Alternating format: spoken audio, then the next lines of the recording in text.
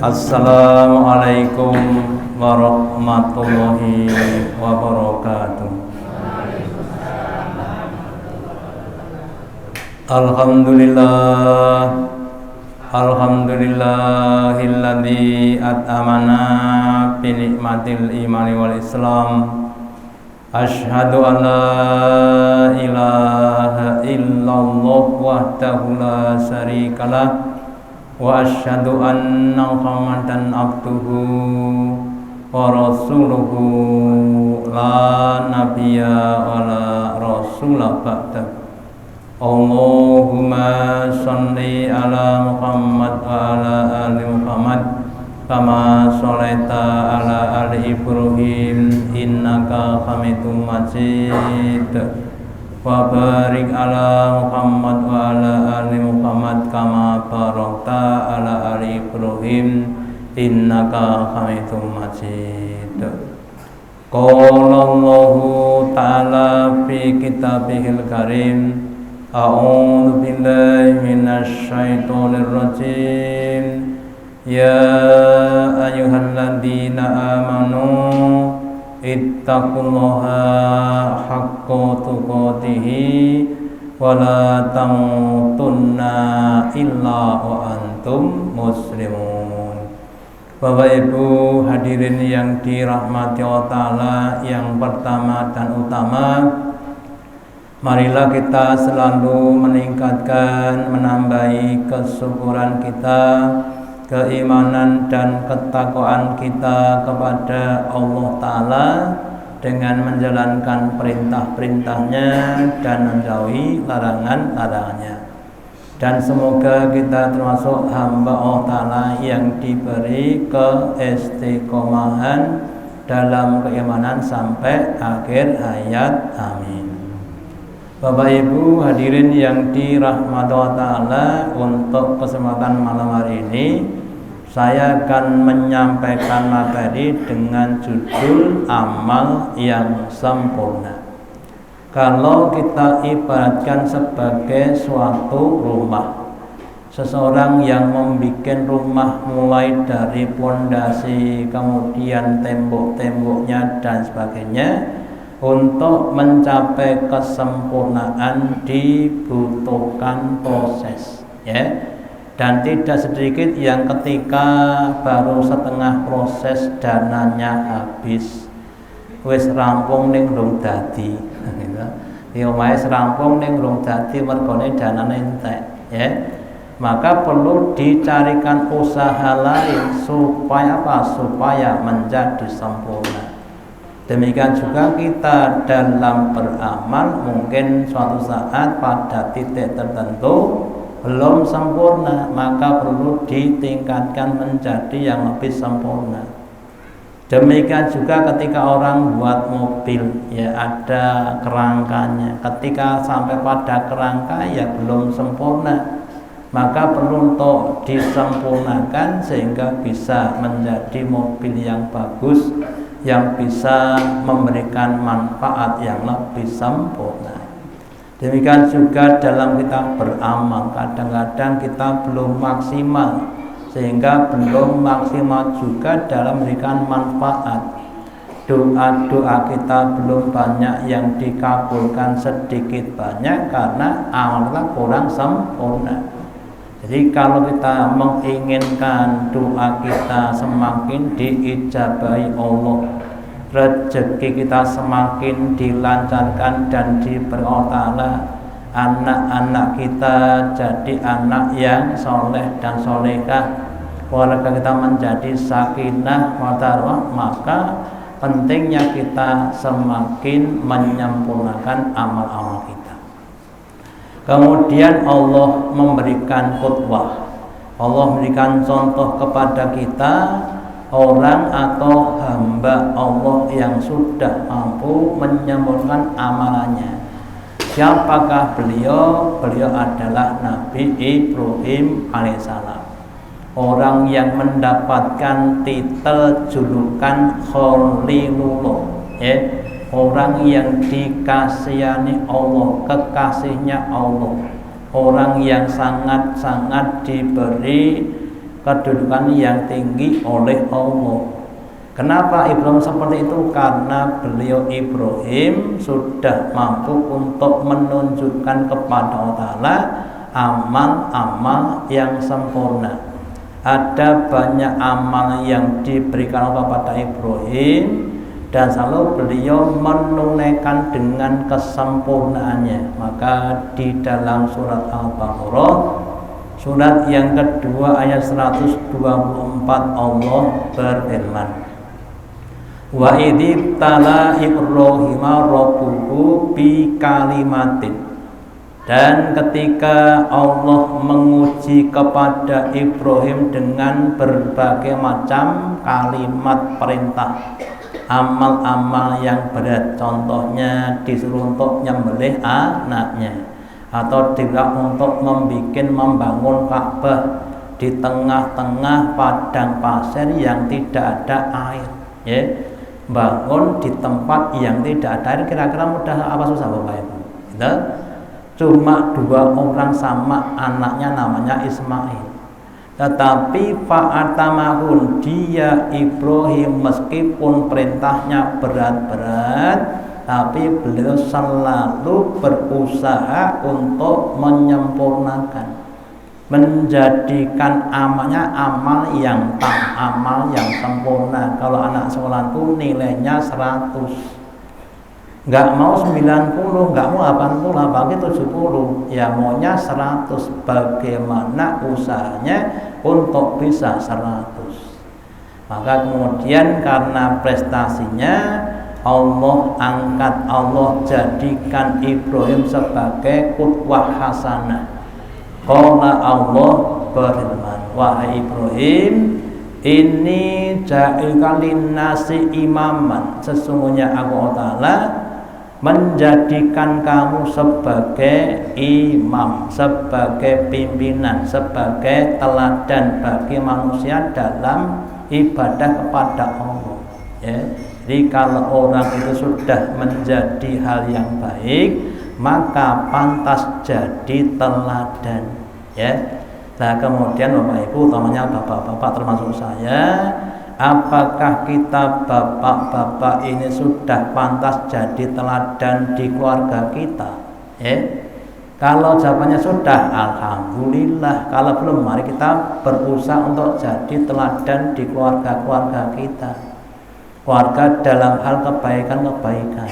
Jadi monggo kita semuanya termasuk saya berusaha untuk menjadi teladan-teladan minimal di keluarga kita masing-masing, kemudian lumebernya, kemudian berikutnya pada wilayah yang lebih tinggi dan lebih besar. Kemudian contoh amalan yang kontinu. Ada orang yang dia beramal dengan sempurna tapi kadang-kadang tidak bisa kontinu.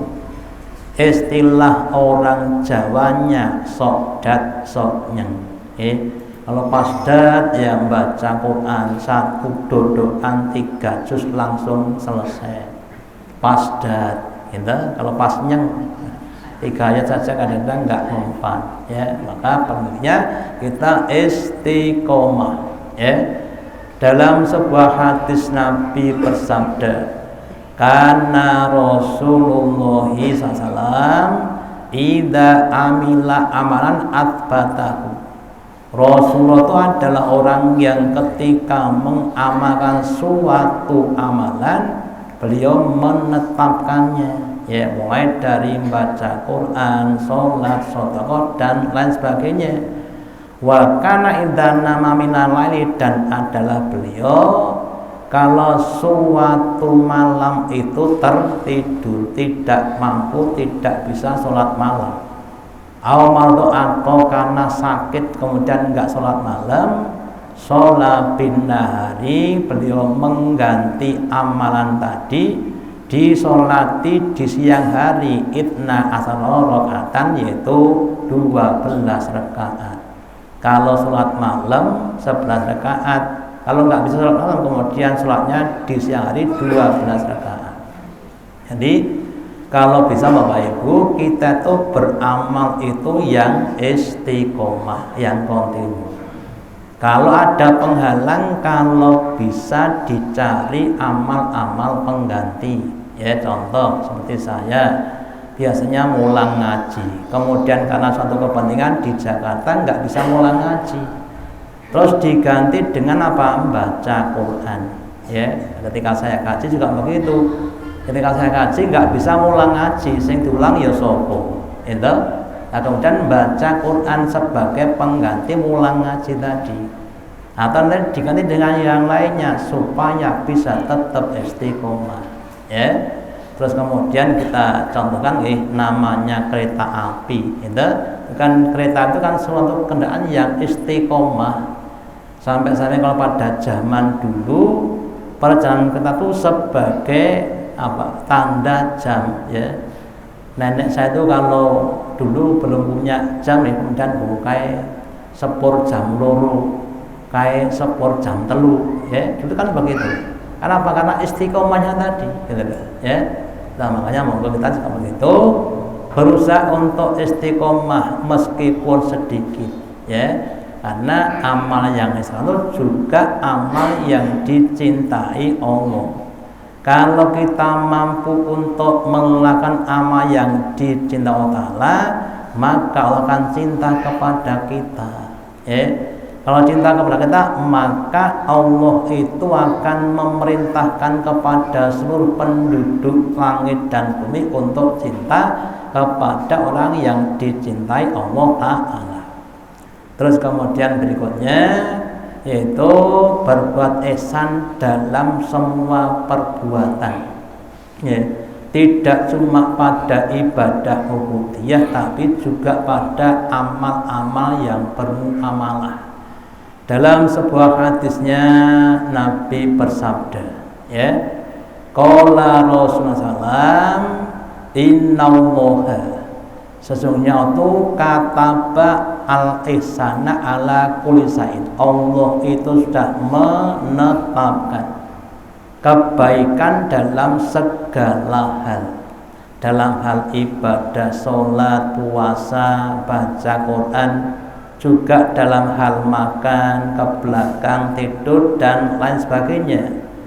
Faidha qatalatum fa'asinu al-qatlahu, jika kalian menyembelih, kemarin kita nyembelih korban di hari raya, hendaklah menyempurnakan sembelihannya. Itu contoh. Demikian juga ibu-ibu, ketika panjenengan kerja di rumah, isah-isah, umbah-umbah, olah-olah, resik-resik mah juga dilakukan dengan sempurna. Jangan sampai nek napa nyapu sing ngarepan tok, sing mburi dilebokke ten kene. Jadi yang mburi dilebokke di bawah meja, ora diroboh tapi malah dilebokke. Sing penting ra ketok. Gitu. Nah, monggo diusahakan yang sempurna. Makan juga begitu, kalau bisa makan yang sempurna, habis tidak ada yang tersisa, ya. Demikianlah ketika kita tidur juga yang sempurna, jangan sampai tidurnya seperti tidurnya setan. Jadi kita berusaha dalam segala hal, monggo kita usahakan dengan yang sempurna, ya. Terus kemudian kalau kita nyembelih dengan yang baik, wa idza naqtabatum patun dabaki, dan demikian juga ketika kita nyembelih harus yang sudah mati baru ditinggal.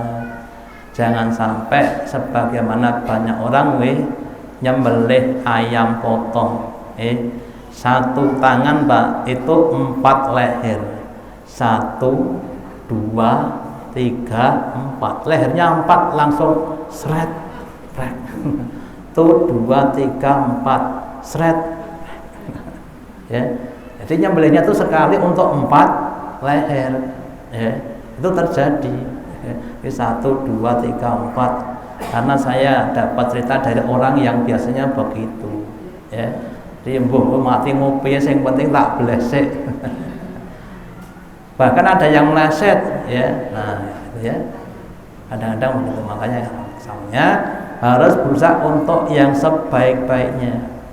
Nah, kalau kita cermati Bapak Ibu, kalau kita mau berbuat kebaikan dengan sesempurna mungkin, maka akan jadi karakter, jadi kepribadian kita menjadi orang-orang yang perfect, orang-orang yang sempurna. Ya, sholat juga begitu, disempurnakan.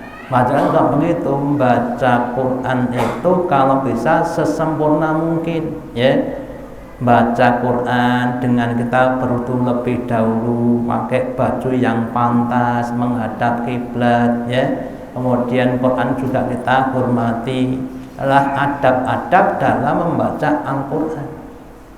Infak juga begitu, infak yang sempurna, diambilkan dari yang baik, diberikan dengan cara yang baik, diberikan kepada orang yang tepat, itu namanya infak yang sempurna. Lah kalau kita itu beramal dengan sempurna, insya Allah nanti Allah akan memberikan pada kita nikmat-nikmat yang sempurna. Diberi anak, ya, anaknya pintar, soleh, solehah, alhamdulillah, ya, lebih sempurna. Manut, neriman, gitu, lebih disempurnakan lagi. Demikian juga untuk yang lainnya, yaitu kalau kita sempurna akan diawal dengan yang sempurna. Sebaliknya, kalau kita beramalnya kurang sempurna, nanti nikmatnya juga kurang sempurna. Duwe HP rande pulsa, duwe mobil ajeng tumbas BBM, rek sakniki produk larang, ya berarti kan nggak sempurna, ya. Atau yang lainnya, anakku jane pinter nih kok nakal, ya, namanya yang tidak sempurna. Ya, kok disempurnakan. Terus di hadis yang lain Nabi bersabda, innallaha, sesungguhnya Allah itu yukiba atau mencintai idza amila ahadukum amalan, jika salah seorang di antara kamu beramal suatu amalan, ayatinahu, yaitu dengan menyempurnakan, ya. Allah sangat suka kepada kita kalau kita beramal terus kita sempurnakan. Sholat mulai dari habis adzan kita sholat qobliyah, nunggu qomat kemudian kita berzikir, ya. Kemudian iqamat kita sholat wajib kemudian kita berzikir, kemudian berdoa, kemudian ba'diyah, berarti kan sempurna, ya. Jadi kalau bisa diakan dengan sempurna. Lah kalau kita berusaha untuk seperti itu, maka nanti akan timbul namanya kemujahadahan, ya, kesungguhan untuk semakin menyempurnakan amal-amal kita. Kita merasa rugi kalau kita beramal tidak sempurna, ya. Kadang orang Jawa, ya, ada kalimat jenenge sayangi, jane motor iki jane apik ning sayangi. Oh, sayang napa? Kurangi. Kok spione pecah. Iki jane HP-ne apik, sayange ra nek pulsane. Kan nggak bisa sempurna, ya. Nah, kalau nggak bisa, tidak ada manfaat yang sempurna. Maka monggo kita semuanya berusaha untuk beramal dengan sempurna. Kemudian sikon, situasi dan kondisi adalah salah satu hal yang mempengaruhi kesempurnaan amal. Contohnya apa? Contohnya dalam sebuah hadis Nabi bersabda, "Iktanim khomsan qabla khomsin." Manfaatkanlah 5 perkara sebelum datang 5 perkara yang lain. Yang pertama, sababaka qabla haramika, masa mudamu sebelum datang masa tuamu. Orangnya sudah sepuh, maunya sholatnya 1 jam tapi pun sepuh, nggak kuat, ya. Maka mumpung yang belum sepuh masih muda, monggo digunakan dengan sesempurna mungkin. Kalau orang Jawa berkata cah nom ki langkae jek dawa, ya, harus dimakan dengan sebaik-baiknya untuk berbagai amal kebaikan. Nanti kalau sudah sepuh maka tak mampu untuk beramal dengan sempurna, ya. Jangan kok yang banyak yang namanya sholat kadang-kadang nek empun sepuh kuwi ajeng rukuk jejeg gegere niku ora iso. Gegere tetap napa menduk karena sudah sepuh tadi. Yaitu yang pertama. Yang kedua, wasih ketika qabla sakomika, dan masa sehatmu sebelum datang masa sakitmu. Ketika kita sehat kita bisa datang di masjid, bisa kita ngaji atau yang lainnya. Nanti kalau sudah sakit nggak bisa ke masjid, nggak bisa ngaji dan sebagainya, maka perlu digunakan masa sehatnya dengan sebaik-baiknya, ya. Lah kalau orang tuh ketika masa sehatnya digunakan untuk banyak beramal, terus datang masa sakitnya terus nggak bisa beramal, maka tetap ditetapkan pahala amalnya meskipun dia tidak beramal. Itu adalah kelebihan dari orang yang bisa istiqomah. Wa ghinaka qabla fakrika, dan gunakanlah masa kaya sebelum datang masa miskinmu, ya. Yang namanya rezeki itu kadang-kadang naik, kadang-kadang turun. Allah berfirman, wallahu yabsutu rizqa liman yasha'u wa yaqdiru. Allah itu zat yang mampu untuk meluaskan rezeki bagi yang dikehendaki dan menyempitkan bagi yang dikehendaki. Si A kemarin kaya sekarang miskin, wajar. Oh, si B itu kemarin miskin sekarang kaya, ya. Oh, ketika dia masa mudanya dia adalah orang yang kekurangan, sekarang masa tuanya dia orang yang kaya, ada juga. Nah, ketika kita diberi kekayaan itu ada potensi, ada kemampuan untuk maksimal dalam bidang-bidang kekayaan, infak, sedekah, berkorban, zakat, haji, umroh. Itu kan kesempatan untuk orang-orang yang kaya, ya. Jangan sampai kita tuh diberi kekayaan hanya untuk foya-foya, ya. Terus kalau sudah jatuh miskin nggak bisa beramal lagi, ya. Ini katanya Ustaz Abdul Somad, ya. Ketika beliau ketemu dengan seorang pejabat, ya, sudah pensiun, kemudian dia bilang, seandainya saya masih jadi pejabat, saya akan begini dan begini. Kan seandainya. Nah, dulu ketika menjadi pejabat kan kok kenapa nggak begitu? Ya. Setelah baru mau begitu, ya. Kemudian wa farokat qabla sulika, dan masa longgarmu, masa luasmu sebelum datang waktu sempitmu, ya. Kalau orang Sunda ada istilah namanya ngabuburit. Napa ngabuburit? Napa ngabuburit Mbak Rita? Gitu? Apa Mbak Mimin? Guang-guang waktu. Gitu? Nek pas poso ngoten nika bareng asar terus ngabuburit, ngenteni maghrib, ngenteni buka. Itu kan orang yang kebanyakan waktu. Lah, waktu luang itu harus digunakan untuk kebaikan. Ya ba'da asar pas mau nunggu maghrib buka ya kita baca Quran, ya. Di waktu senggangnya harus digunakan sebelum datang waktu sempitnya, ya. Yang terakhir wa hadika qabla, dan masa hidupmu sebelum datang masa matimu. Dunia itu tempat untuk beramal, sedangkan akhirat tempat untuk menuai, untuk mengetam. Kalau seorang tuh menanam tanaman 1 petak, maka dia akan panen ya 1 petak. Kalau 2 petak ya panennya 2 petak, dan seterusnya. Kalau kita menanam tangan dengan sebanyak-banyaknya, maka kita akan memanen dengan sebanyak-banyaknya. Ya, yang sering saya sampaikan Bapak Ibu, ada seorang petani punya sawah 5 petak. Terus ditanami 1 petak, ditanya temannya, "Nah, kenapa kamu tanam 1 petak?" "Ben, ndak kakean ragat." Gitu. Lah kalau kamu tanam 1 petak, ya nanti kamu panennya 1 petak. Gitu.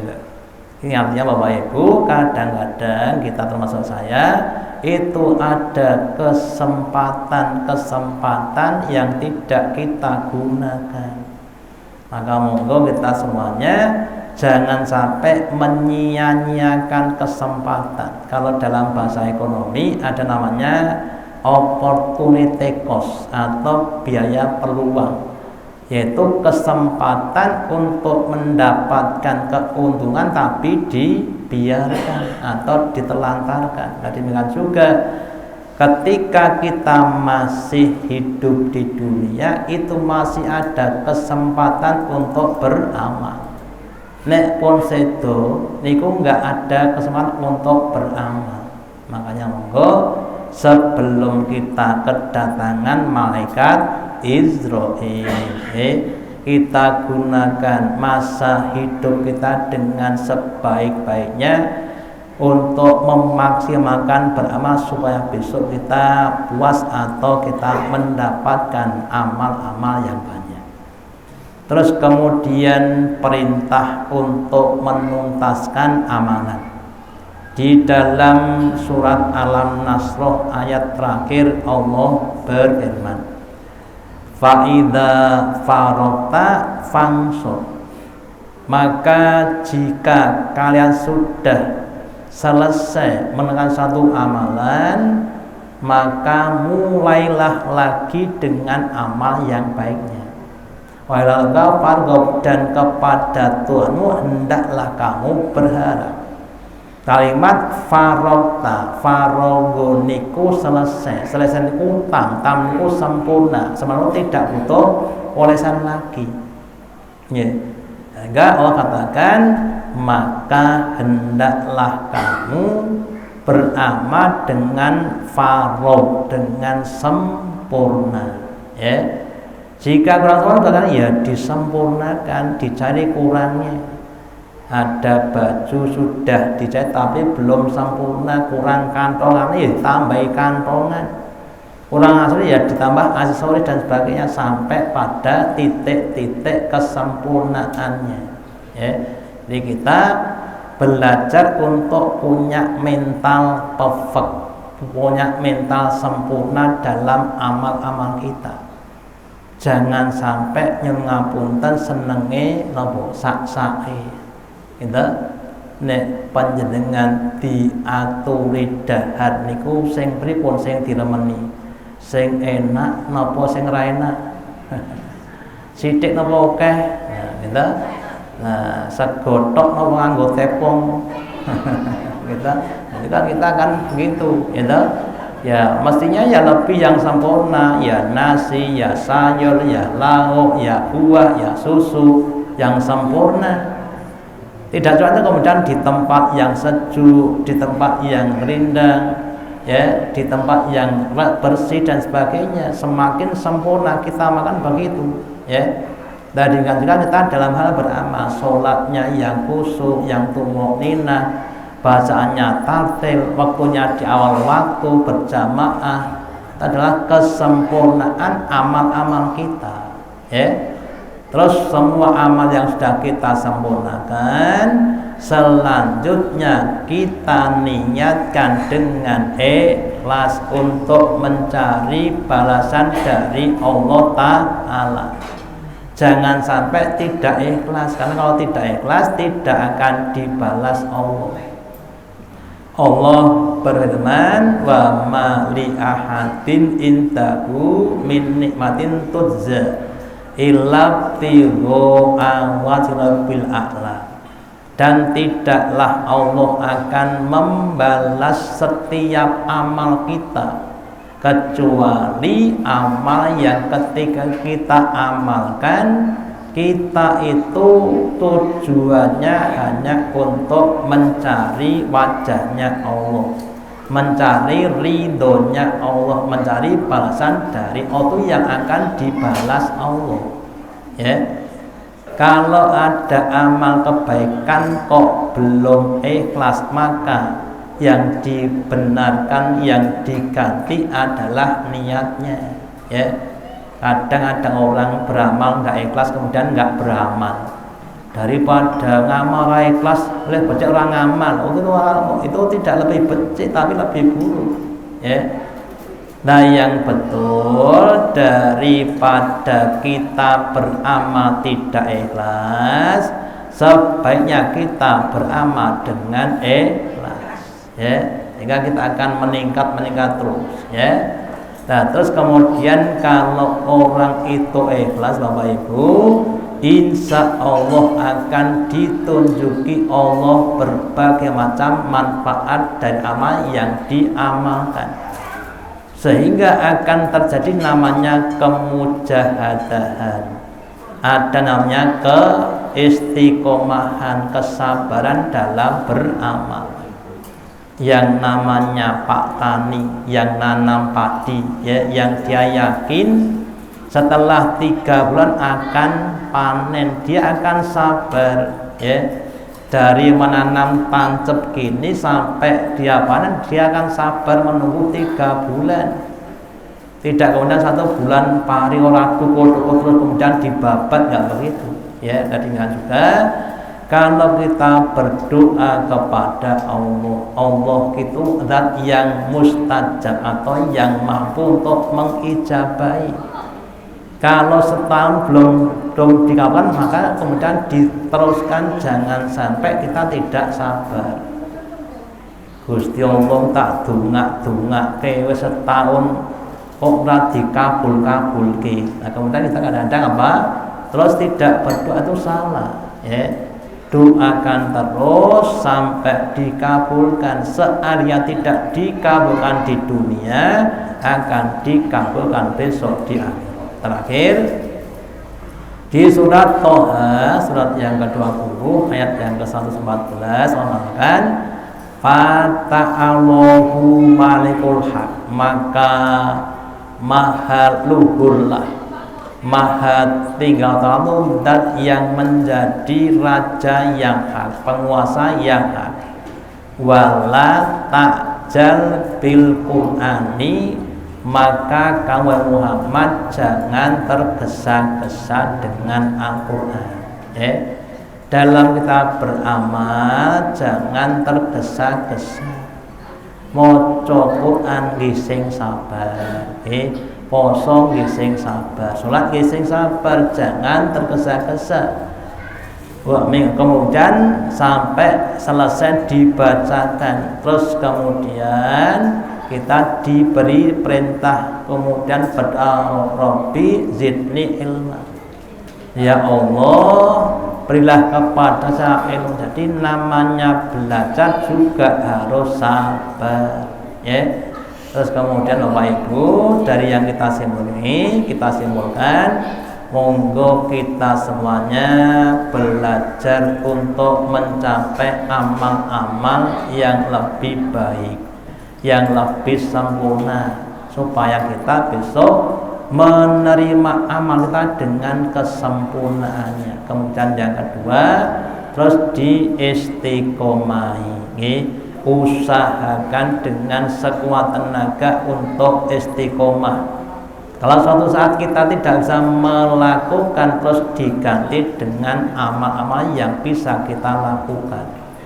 Terus yang ketiga, mari kita semuanya mengikhlaskan diri. Semua amal kita persembahkan hanya kepada Allah Ta'ala. Jangan sampai terbersit dalam hati kita niatan untuk mencari kepada selain Allah Ta'ala. Semoga Allah Ta'ala selalu memberikan kepada kita petunjuknya, kekuatan untuk bisa beramal yang lebih baik, istiqomah, ikhlas, sabar sampai akhir hayat. Amin. Demikian yang dapat saya sampaikan, semoga ada manfaatnya.